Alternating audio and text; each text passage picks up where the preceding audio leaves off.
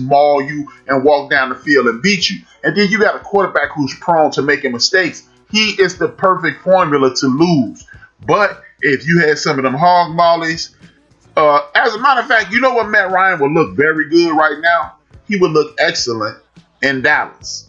He got them hog mollies in front of him. They gon' roll grade down the field for Ezekiel, and they'll look, and it looks like, they getting better. But I just think that's a team that's designed to be a front runner. They keep getting behind, and Matt Ryan is not a come from behind quarterback. I added a thing to my list. I always say you got to win with quarterback, you got to win because quarterback, and you got a quarterback that wins, that can win some games. He's a win some games.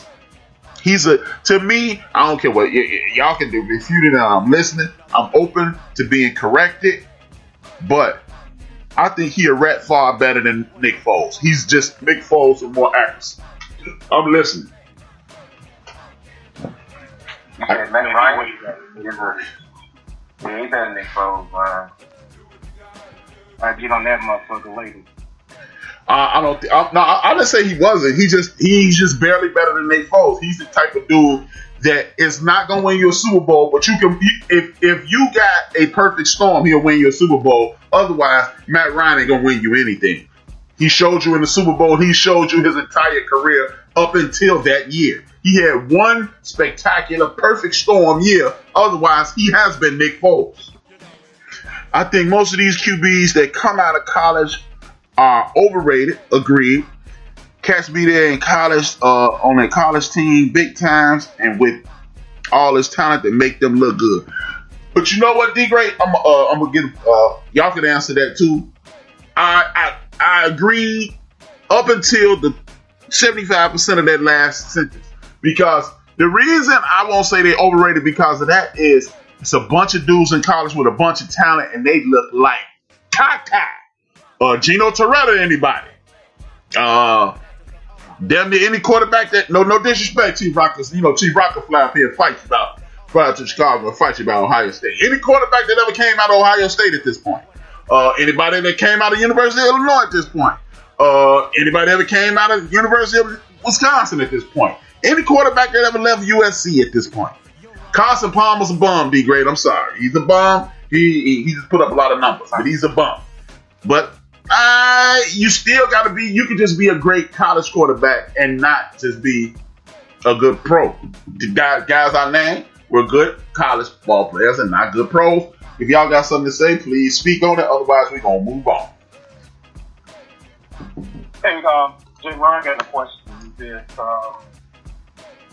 do we think that every guy that plays college ball wants to go pro, or are they pretty much out there just playing for the fun? That's a good question. Y'all got it? I think that everybody that's playing the collegiate, I'm assuming that they will function. I'm gonna say we're more so trying to go pro.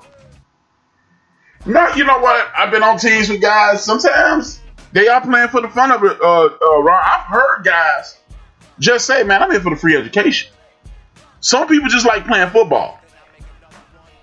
There's some dudes out there that know, man, this is it for me. I'm gone, and you never hear from them again.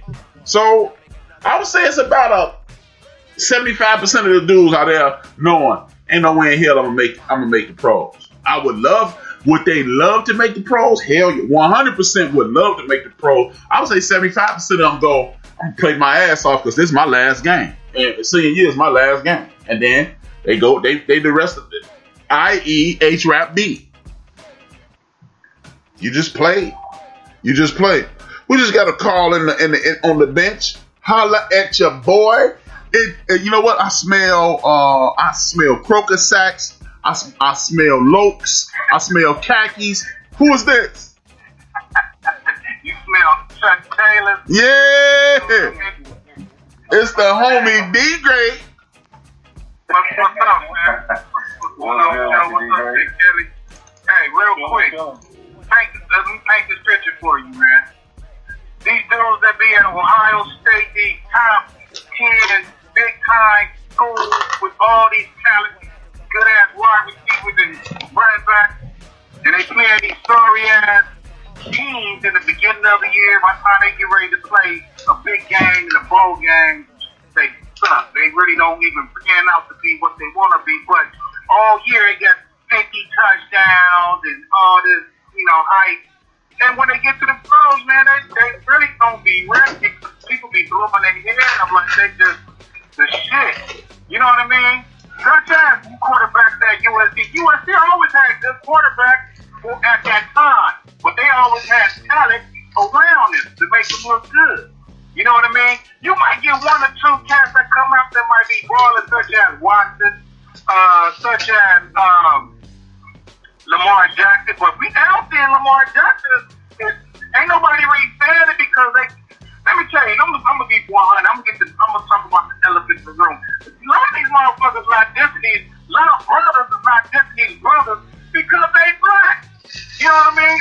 If you suck, this week you suck. Just say they suck. Don't. Oh, he needs this. He needs this. He had the same shit last year and got MVP. Come on, man. You know what I mean? We can't be kind of, picking and choosing this shit. You know what I mean? We're going to see by the end of the year, for the year, everybody, Baltimore about to be all this and all that, whatever. All right. Okay. I only have one. Hey, D. Gray, I got a little pushback for you in regards to Lamar Jackson. I'm gonna take your pushback. I'm gonna say what I gotta say. No, you got the right. You got the right to retort. I'm not saying this the final word. All I'm gonna say about Lamar Jackson is this: the National Football League. This is my perception of the National Football League. It takes 6 weeks for the real football to be played. Every year. I've been saying that for 5 years. 6 weeks in, real football is played because they have softened up practice. They've softened up preseason. So the reason I say that is it takes 6 weeks for these dudes who run these defenses to get accustomed to you. They had never seen anything like Lamar Jackson. So when you see something like Lamar Jackson and you only have 7 days to prepare, he's gonna dominate you. Now they know he's not a very good deep thrower, so we're just gonna make you throw everything deep. I don't think the old school football that me and you grew up watching, they wouldn't allow you to be league MVP in your first year starting, no matter how good you were. It is a rare situation. But Lamar, and I'm going to get on this later, I believe Tiffany Sports and Hills, Deacon Dale, and other Ravens fans that I talked to on Twitter have been calling for the head of this coach for the longest. I think I have finally come to the light. When again, this is what I just said about the previous game. Might as well let's talk about it. The Ravens and the Steelers was the next game up anyway. When you know the shortcomings of your team, why in the hell are you not catering the game to your players? Ben Roethlisberger is not 1,000% right now. He's a very good quarterback. He's not Ben yet. So Mike ain't telling him to use that big rocket arm. He's saying dink and dunk. And guess what happened when Ben don't dink and dunk? He throw interceptions. So Mike is saying, don't lose it for us in the defense or win it for us. A lot of these coaches are flat out morons, D. Gray. So I'm not defending him because he's a brother. Y'all know I got a black quarterback bias. It's already out there. But in this case, I'm going to be honest with you. He is not the passer he needs to be, which means, okay, this is what I'm talking about, D. Gray. Back when Bill Cowher was the coach of the Pittsburgh Steelers, brother, Ben Roethlisberger was a rookie. Do you know they told Ben Roethlisberger, let's just say AB wasn't the big time wide receiver then, it was Plexico. The play went like this. Plexico is on the left. If Plexico is not open, throw it to the tight end. They didn't have him reading the whole field. Get it to Plexico. If they going to double Plexico, that means the tight end is wide open. That was Ben's playbook the first 2 or 3 years he was in the league. As he developed, they opened up the playbook. Why the hell is the quarterback? Look, why the hell is these young quarterbacks today not being coached the same way? Belichick coaches that way, and a lot of these coaches who win coach that way. I'm gonna give you a little bit. Don't fuck up. The coach has been the problem. It's been the problem for years. It's a combination of all that what you just said. You know what I'm saying? You know what I'm saying? I'm just saying, in college, these dudes that we think I'm not disrespecting none of these brothers. I push for them and I root for them every week. You know what I mean? But once they, for some reason, once they get to the big league, you know, like you said, coaching and the development is the key. And this year is kind of weird anyway because they didn't have no real preseason. They couldn't do no OTAs. You know, that plays a major factor in how some of these teams too. So I'm gonna pull back myself on what I'm saying. I'm just saying it was like Haskins. I mean, just because he went to Ohio State, everybody just, you know, I didn't think good, but I didn't think he's gonna come in and just start killing the league. Bro. Right. I mean, I totally agree with you. Like I said, I agree with 95% of that statement. It's just in regards to Jackson, I have come to the light and say John Harbaugh ain't the coach we think he is. When you got a defense shutting everybody out, it ain't real hard to be a good coach. Right. And when you got a player who's a combination Cam Newton, Michael Vick, he got Cam Newton arm and Michael Vick legs. It's kind of hard to defend that the first time you see it. Right. And then the word on the street is like, you know, in the games that he played in, the big spotlight games, you know what I mean? He ain't really came through. So we'll see, man. I hope he do well, you know what I mean? I mean, shit, I hope he don't do well against my team, but everybody do well. Well, everybody doing well against your team these days. So, that's my 2 cents, man. It's a fight to get on the bus. When Dallas come to town, it's a fight to get on the bus. Hurry up, get to the stadium. Hurry up. They're gonna leave. Don't be fooled if we pull off this upset this weekend. Boy, you got to be kidding.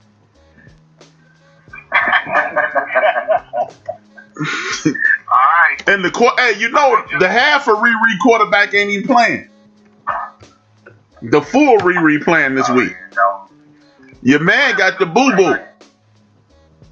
Yeah. So we got Cooper Rush or this other cat Gilbert that might be starting. So Boy, we'll see. They need to get D-Grade on the phone. Yeah, we be running. Hey, get me on the phone. Give me nothing. We running nothing but wishbone option the whole damn game. They need to start running that shit tonight. Barry Switzer still alive. See if he doing something. Put Zeke back there and run a Wildcat. Something, because these quarterbacks ain't worth 1,000 cookies in Dallas. Hey man, did anybody start cooking falafel? Falafel. Oh man. Man, it smell like falafel and chicken shawarma up in here. You know what? I'm here to knock some 40 ounces out of the greatest and come on here with something else. Oh, that's Deacon Dale. I knew it was some falafel in the building.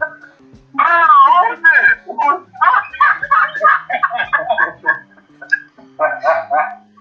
Deacon a la Abdel Nabi Dale.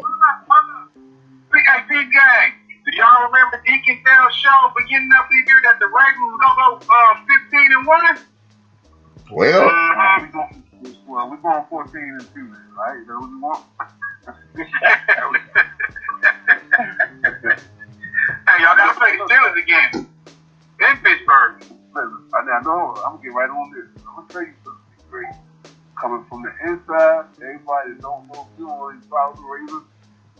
If you watch this season versus last season, what they doing in smart defense is doing.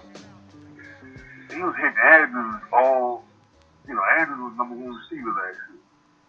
Now they covering that up. That's why